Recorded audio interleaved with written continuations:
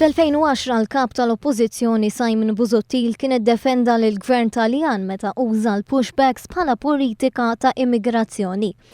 Meta mistoqsi minn One News għaliex issa qed jitkellem kontra l-politika soda tal-Gvern Malti fil-konfront ta' politiċi Ewropej dwar l-immigrazzjoni illegali, l-istess Busuttil ħarab milli jagħti tweġiba, tant illi wieġeb b'mistoqsija. 3 snin ilu inti kont titkellem favur il-pożizzjoni dwar favur il-pushbacks għaliex illum il-ġurnata biddilt il-pożizzjoni tiegħek. Taf li kien hemm sentenza tal-Qorti Ewropea ta' Drittijiet tal-Bniedem, jekk ma tafx biha mmur iċċekkja. Jiġifieri inti taħseb li għandna nżommuha ma' Malta?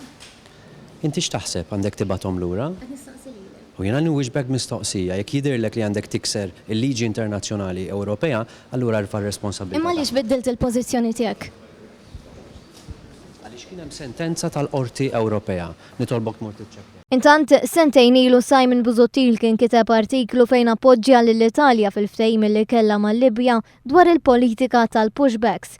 Issa Simon Busuttil qed jikkritika lill-Gvern Malti għax qed jadotta politika soda mal-politiċi biex iwassal il-messaġġ li Malta ma tistax tibqa' ġorr il-pis tal-immigrazzjoni.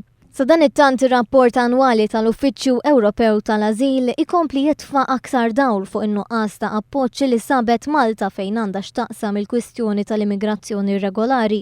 Skont dan l-istess rapport minn 12 il-pajjiż li wedu li jgħinu lil Malta billi jilqgħu xi immigrant, kienu biss 7 li laqgħu fih danhom numru ta' immigranti.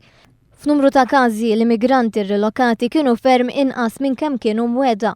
L-ammont ta' immigranti regolari li daħlu f'pajjiżna fl-aħħar 12-il sena kien ilaħħaq madwar 17,000. Din is-sena in-numru qabeż is-700.